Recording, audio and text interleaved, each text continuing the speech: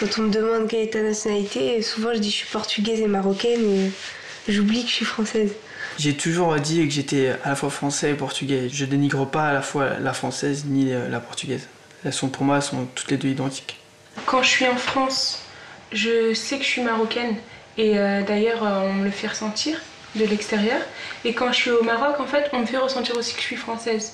Et donc je me sens pas bien dans les deux. On me dit pas oui t'es française, on me reconnaît pas en tant que telle vraiment. On fait une différence. On sait que je suis née ici, mais on me dit t'es marocaine quoi.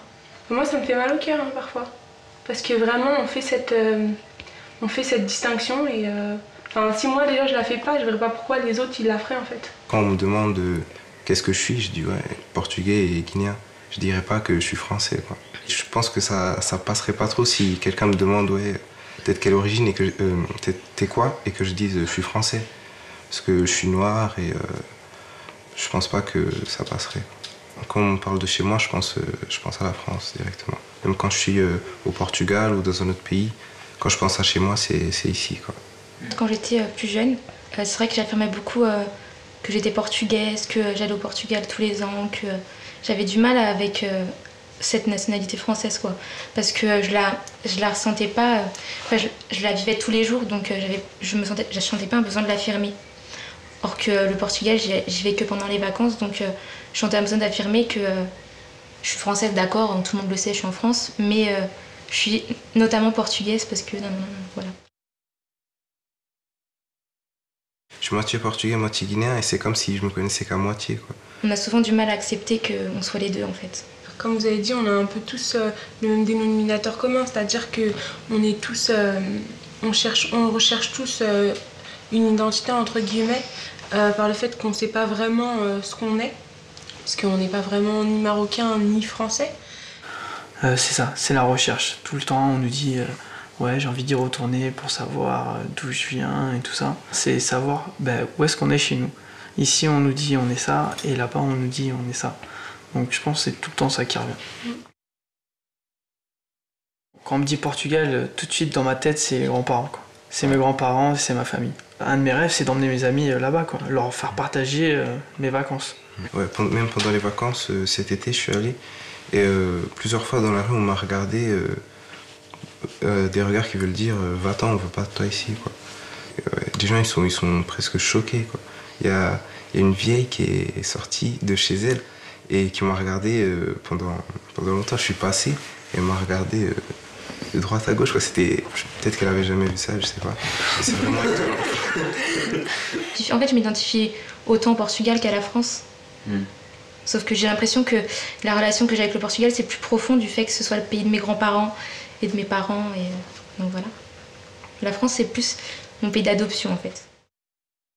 J'ai demandé à mon père comment il était venu ici. Enfin, j'ai voulu m'intéresser à son passé, puisque c'est un peu mes racines aussi, quoi. Et je trouve que c'est important de savoir, de connaître leur parcours et de savoir comment ils ont fait pour venir en France et tout, les sacrifices par lesquels ils sont passés. C'est sûr, ouais, je pense que ça a été des moments difficiles pour eux et ça leur vient pas tout de suite à l'esprit en fait de nous le dire. Bon c'est voilà, des moments difficiles et puis même je pense que ça leur sort de la tête, quoi. Je veux dire, ils sont tellement intégrés maintenant que c'est passé, quoi, c'est du passé. C'est important quand même de toujours savoir d'où on vient et de connaître cette culture portugaise. Je pense que ça nous aide à savoir, ça nous dirige, je pense, dans la vie. Moi, mes parents, ils remplissaient totalement les stéréotypes du portugais. Ma mère est femme de ménage et mon père, il est maçon. Mais bon, aujourd'hui, en fait, je l'assume pleinement, quoi. Je veux dire, aujourd'hui, même si on me balance à la figure, ouais, ta mère a fait du ménage et ton père, il est maçon, je fais, ouais, écoute, mais au moins, je vis très bien, quoi. Je veux dire, je me plains pas du tout de ma vie, je vis très aisément. Et je veux dire, voilà, avant, ouais, quand j'étais petit, des fois, c'est vrai que je me disais, tiens, mes parents ils remplissent comme ça les stéréotypes et j'aime pas trop le dire. Maintenant honnêtement ça me dérange pas du tout, quoi. Les autres, ils sortent, ouais, mon père il est banquier, il fait ça, et nous on arrive, bah mon père il est maçon, et ma mère elle est femme de ménage, quoi. Mais bon, voilà, je veux dire, je pense qu'on n'a pas à se le cacher, je veux dire, moi, pendant un moment, bah voilà, j'avais un petit peu du mal à le dire, maintenant, c'est passé, je pense, avec la maturité, on s'en rend compte, et puis on arrive à dépasser ce stade-là, quoi. Moi, les stéréotypes, ils étaient plus basés sur le fait que portugais, famille nombreuse, etc. Toujours 15 000 à table. Bon, c'est le cas. mais enfin, moi, j'adore, quoi. C'est une ambiance particulière. Je préfère qu'on soit 15 000 que 4, quoi. Vous savez, la morue, bon, c'est sûr, c'est un plat typique, mais bon, il n'y a pas que ça, je veux dire. Mais bon, c'est des clichés, ils sont là, je pense. Et puis, je pense que c'est à nous, justement, maintenant, d'aller à l'encontre de ces clichés. De dire, bah non, excuse-moi, on mange pas tout le temps de la morue. Moi, chez moi, j'en mange peut-être 1 ou 2 fois tous les 2 mois, quoi, je veux dire. Et quand j'en mange, genre, c'est pas en pleine semaine, c'est genre le dimanche pour quand il y a du monde à la maison. Je veux dire, c'est pas... je veux dire, faut arrêter de mettre la morue comme le plat du pauvre ou quoi que ce soit, quoi, je veux dire. L'Euro 2004, ça a montré le côté patriotique des Portugais, je pense. C'est ce qu'ils ont retenu, quoi. Je veux dire, le côté fêtard, mais aussi très patriotique, quoi. Chaque fois, ils me disaient, oh, vous brandissez les drapeaux du Portugal et tout, nanana. Et j'ai vu, il y avait plein de voitures comme ça, enfin, il y avait plein de monde. Et après, je voyais des drapeaux comme ça, je voyais que c'était la fête, qu'il y avait plein de gens qui criaient, qui sifflaient. Et donc, j'ai vu plein de drapeaux portugais. Et en fait, j'ai trouvé ça bien qu'ils puissent en fait manifester leur joie comme ça et en même temps revendiquer leurs origines portugaises, quoi. C'était pratiquement tous les champs qui étaient envahis. Bah, moi, ça m'a fait quand même chaud au cœur de voir qu'on est autant quand même. Et ça, ouais, je pense que ça a fait vraiment montrer qu'on est là, quoi. On est passé d'une communauté transparente à une communauté, boum, d'un coup, qui s'est montrée comme ça. Et je pense que c'est dommage qu'on ne monte pas assez, quoi. Souvent, c'est vrai d'ailleurs l'image qu'on dégage, souvent moi je vois mes amis qui me parlent souvent des Portugais, c'est vrai qu'on dit tout le temps, bah, vous êtes tout le temps ensemble, tout le temps. Et c'est vrai que finalement ça se révèle vrai, quoi. C'est vrai on crée des associations de Portugais où on se réunit souvent, il y a souvent des fêtes et on est entre nous, quoi. Il y a rarement quelqu'un de l'extérieur, quoi. C'est peut-être un manque d'intégration de leur part, justement, de vouloir que rester entre leur propre communauté et pas vouloir justement faire partager cela avec la France.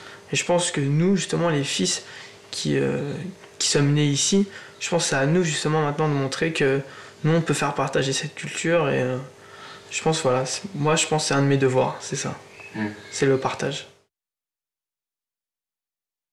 Je vois mon père, quand il était venu au départ, bon, je veux dire, il avait toujours l'idée, bon, ben, le Portugal, ça sera sa retraite, quoi.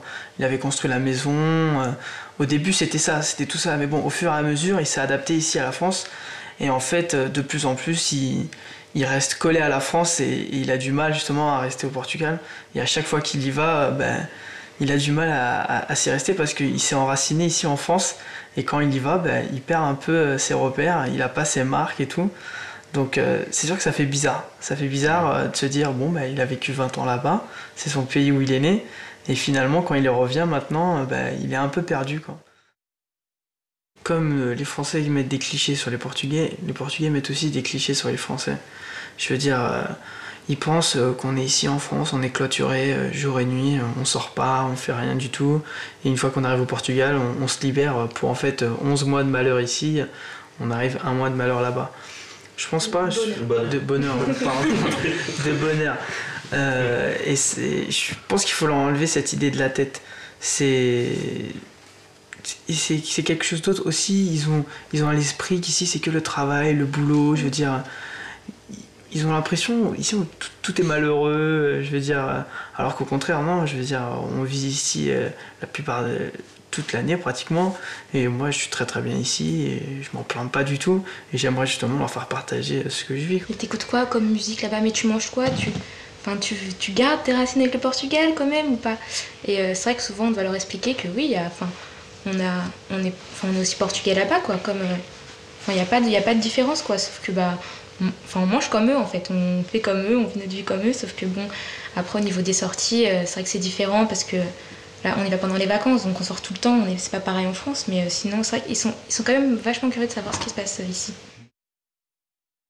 Être intégré, ce serait se sentir à l'aise là où on vit en fait. Ce serait ça. Ne pas être jugé par la couleur de sa peau ou parce qu'on a une origine, quoi, tout simplement. C'est pas quelque chose peut-être qu'on peut définir vraiment avec des mots, c'est plus un sentiment, quelque chose que... Enfin, ça se ressent quand on va dans la rue, si les gens nous regardent pas forcément très bien, si on a un regard étranger, enfin, là on se sent pas intégré. Ouais, je me rappelle d'avoir vu un reportage à la télé avec justement, je crois que c'était les Polonais qui venaient travailler ici. Et je me rappelle même, je regardais ça avec mes parents. Et puis j'ai vu mon père s'exclamer en disant mais c'est comme nous, quoi. Je veux dire, hein, c'est exactement pareil. C'est des débuts difficiles, ils viennent, ils prennent les premiers le travail, quoi. Ils prennent ce qu'il y a, quoi, je veux dire. Et puis bah voilà, peut-être que dans 20-30 ans, ils seront là à parler comme nous. Voilà, nous on est fils d'immigrés polonais, on revendique ça. Et je pense bah, c'est à notre tour maintenant de les accueillir. C'est une des richesses de la France, d'avoir comme ça plein de communautés différentes et qu'en même temps on se côtoie tous. Il faut savoir la porter, cette richesse. Et je pense que c'est aussi un de nos devoirs de représenter aussi bien l'une que l'autre. Pour à la fois faire honneur au Portugal et à la France, je me dois de les transmettre, de montrer que j'ai ces valeurs en moi. Je pense que c'est essentiel. De côtoyer comme ça des gens de différentes origines, bah, en fait j'apprends plein de choses. J'apprends plein de choses sur les traditions, sur les cultures, et je pense que ça nous apprend aussi à nous ouvrir plus et à être plus tolérants aussi. Maintenant, moi, ce que j'apprécie pas, c'est toutes les réflexions du style mais tu peux pas aller avec lui parce que voilà, il a pas la même culture que toi. Ça, je pense qu'il faut dépasser ça. C'est quelque chose que moi, je veux dire, si on est avec une personne et on se sent bien, voilà. Je veux dire, faut essayer de dépasser ça. Et après, faut essayer d'expliquer à son entourage qui est peut-être réticent que voilà, nous, on a su nous accueillir dans une terre étrangère, alors pourquoi on n'accueillerait pas quelqu'un d'autre dans la nôtre? Moi, je peux plus me défaire de la France. C'est mon pays. Je suis né ici, j'ai mes racines ici. Je peux pas. Honnêtement, je peux pas. Et j'ai déjà eu beaucoup de discussions justement avec des fils d'immigrés qui souhaitaient justement partir. J'ai moi-même eu une de mes cousines qui est partie là-bas et qui est revenue. Je veux dire, non, c'est hors de question, quoi. Je veux dire, quitte à me rebeller, je reste ici, quoi. Et je veux dire, voilà, je suis français et j'ai le droit de vivre ici, quoi.